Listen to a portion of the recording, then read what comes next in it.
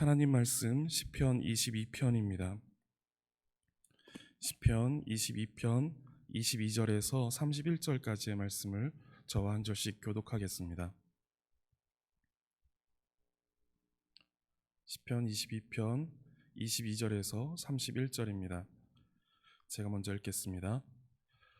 내가 주의 이름을 형제에게 선포하고 회중 가운데에서 주를 찬송하리이다.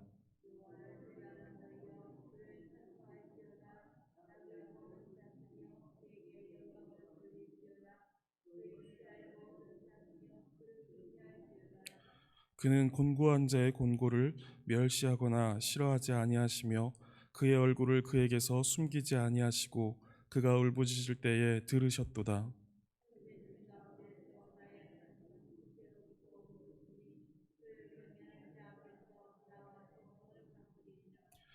겸손한 자는 먹고 배부를 것이며 여호와를 찾는 자는 그를 찬송할 것이라. 너희 마음은 영원히 살지어다.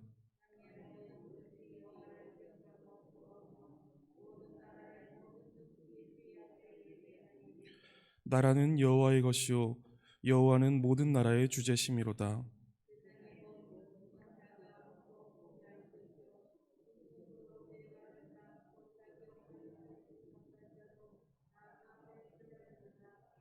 후손이 그를 섬길 것이요 대대의 주를 전할 것이며 주께서 이를 행하셨다 할 것이로다. 아멘. 시편 22편은 크게 둘로 구분이 됩니다. 먼저는 어제 본문으로 살펴보았던 1절에서 21절까지이고 두 번째 단락은 오늘 본문인 22절에서 31절입니다. 시인은 이 시의 앞단락에서 하나님으로부터 버림받고 그리고 신음소리에 응답을 받지 못하여 슬프게 탄식하였습니다. 또한 사람들로부터 외면과 조롱을 당하여 슬퍼하였고 핍박자들의 강한 힘으로 인하여 생명의 위협을 받아 두려움 가운데 빠졌습니다. 그러나 두려움과 슬픔 가운데 울부짖던 시인의 이 언어가 22절부터는 급변하여 찬송의 언어가 흘러나오게 됩니다. 시인은 하나님께서 자신의 기도에 응답하실 것을 확신한 것입니다. 우리도 우리의 삶에서 당하는 여러 가지의 일들로 인하여서 두렵고 슬프고 괴로울 때가 많이 있습니다. 그러나 우리가 그 가운데서도 하나님을 찬송할 수 있는 이유는 하나님께서 우리와 함께 계시기 때문이고 그 하나님께서 우리의 형편을 아시고 우리의 기도에 응답하시기 때문입니다. 하나님은 독생자 예수 그리스도를 주시기까지 우리를 사랑하셨고 우리와 함께하고자 우리의 모든 죄를 짊어지시고 십자가를 지셨습니다. 그리고 주님은 지금도 우리를 지키시고 또한 영원히 지키실 것입니다. 그렇기에 우리는 또한 영원히 주님을 찬송할 수 있는 넘치는 이유를 가지고 있는 것입니다. 오늘 본문에서 시인은 절망스러운 상황에 있으나 결국 찬송으로 시를 마칩니다. 본문에서 우리가 확인할 수 있는 것은 시인이 무엇을 찬양하는지 그리고 누구를 찬양하는지 그리고 언제까지 찬양할 것인지에 대한 내용입니다. 시인은 22절에서 자신을 구원하신 하나님의 이름을 형제에게 선포하고 회중 가운데에서 찬양하겠다라고 고백합니다. 그리고 23절에서는 그들과 함께 하나님을 찬양하고 영광을 돌리며 경외하라고 찬양의 자리로 부르고 있습니다. 그리고 24절을 보시면 시인이 하나님께서 베푸신 은혜로 인하여 그 사랑으로 인하여 하나님을 찬양합니다. 그는 곤고한 자의 곤고를 멸시하거나 싫어하지 아니하시며 그의 얼굴을 그에게서 숨기지 아니하시고 그가 울부짖을 때에 들으셨도다 라고 말합니다. 하나님은 하나님의 백성을 결코 멸시하거나 싫어하시지 않습니다. 사람은 그 사람의 생산성을 가지고 가치를 판단하여 때로는 멸시하기도 하고 미워하기도 하며 내쫓기도 합니다. 그러나 하나님은 우리가 어떤 형편 가운데 있든지 우리가 어떤 상황 가운데 있든지 어떤 모습을 하고 있든지 우리를 멸시하거나 싫어하시거나 내쫓지 않으십니다. 그리고 항상 우리에게 주의 얼굴을 보이시며 위로하시고 힘을 더하여 주십니다. 또한 하나님은 우리의 기도에 응답하여 주십니다. 작은 신음에도 주님은 귀를 기울이시고 들으시며 우리의 호흡을 모아서 소리를 내뱉기도 전에 주님은 우리의 마음을 아시고 응답하여 주십니다.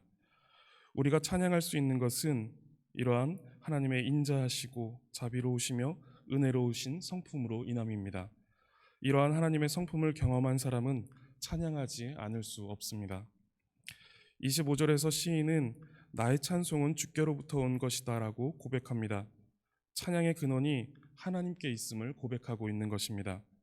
하나님의 성품으로부터 우리의 찬양이 나오는 것입니다. 우리의 형편이 아니라, 우리의 상황이 아니라 우리와 함께 하시는 하나님으로부터 찬양의 이유가 흘러나오는 것입니다.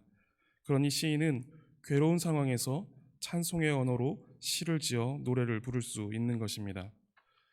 26절에서는 누가 하나님을 찬양하는지를 말하고 있습니다. 여호와 하나님을 찬양하는 사람은 겸손하고 여호와를 찾는 사람입니다. 즉 경건한 성도를 가리킵니다. 겸손하다라는 말은 가난한 자, 곤고한 자라고 번역되기도 합니다. 여기서 겸손한 자는 먹고 배부를 것이요 라는 말씀은 마태복음 5장 6절에서 예수님께서 말씀하시는 의에 줄이고 목마른 자는 복이 있나니 저희가 배부를 것이미요 라는 말씀과 통하는 말씀입니다. 하나님의 의에 목마른 자를 하나님은 충만한 은혜로 채우십니다. 배불리 채우십니다. 이 겸손한 자, 하나님의 의에 목마른 자는 여호와를 찾는 자입니다. 목마른 사슴이 시냇물을 찾아 헤매듯이 그 영혼의 갈증을 가지고 늘 하나님을 구하고 찾는 자입니다. 그리고 우리가 그러한 자들입니다. 우리는 우리의 죄성에 목말라 그것이 채워지지 않으면 목이 타는 사람들이 아니라 하나님의 영광과 하나님의 의에 목말라 갈구하는 사람들입니다. 지금 우리는 무엇에 목말라 하는지 생각해야 합니다. 우리는 우리가 목말라 하는 것, 우리가 구하고 찾는 것을 찬양하게 됩니다. 다른 것이 아니라 하나님을 구하고 하나님을 찾으시기 바랍니다. 그리고 하나님의 영광과 하나님의 그 아름다움에 목말라 갈급해 하시기 바랍니다. 그러한 가운데 우리는 하나님을 찬양하고 주의 풍성하신 은혜를 노래하게 될 것입니다. 또한 그러한 자들의 찬양은 모든 나라와 족속 가운데 그리고 영원히 계속될 것입니다. 후손들에게 이어질 것이고 앞으로 태어날 백성에게 이어질 것입니다. 다윗은 이것을 예언하고 있습니다. 이 시편 22편은 메시아 예언시입니다. 다윗의 체험을 통하여서 메시아의 행적이 예표되어지는 시입니다. 다윗이 이 시를 통해 표현하는 극도의 괴로움을 우리 주님께서 겪으셨습니다. 그리고 끝까지 하나님을 신뢰하며 하나님을 붙드는 다윗의 모습에서 십자가 위에서 성부 하나님을 신뢰하셨던 예수님의 모습을 보게 됩니다. 극심한 괴로움과 외로움, 모든 사람의 경멸과 미움을 받는 다윗의 모습에서 모든 괴로움과 외로움 그리고 경멸과 미움을 받으시며 십자가를 지시고 골고다 언덕을 올라가시는 예수님을 보게 됩니다. 그 예수님은 그 십자가 위에서 모든 죄를 사하시며 구원을 이루셨습니다. 31절 끝에서 주께서 이 일을 행하셨다라는 말은 주께서 구원을 이루셨다라는 뜻이고 예수님께서 십자가에서 이루실 일들을 예언한 것입니다. 2000년 전 십자가에서 이루신 하나님의 구원은 과거와 현재와 미래 모든 시대와 모든 나라 가운데 미치고 오늘 우리에게도 그 은혜와 능력은 풍성하게 미치고 있습니다. 우리를 구원하신 그 하나님을 겸손히 구하고 찾으시기 바랍니다. 그리고 우리의 형편과 관계없이 자기 백성을 구원하시고 그 영광의 빛을 비춰주시는 하나님을 기억하시며 찬양하시기를 바라겠습니다. 겸손히 하나님을 구하고 찾는 하나님의 백성은 하나님의 은혜로우신 성품 가운데 베푸신 놀라운 일들을 영원토록 찬양할 것입니다. 이 영광스러운 특권을 오늘도 풍성히 누리시기를 바라겠습니다. 기도하겠습니다. 하나님 감사합니다.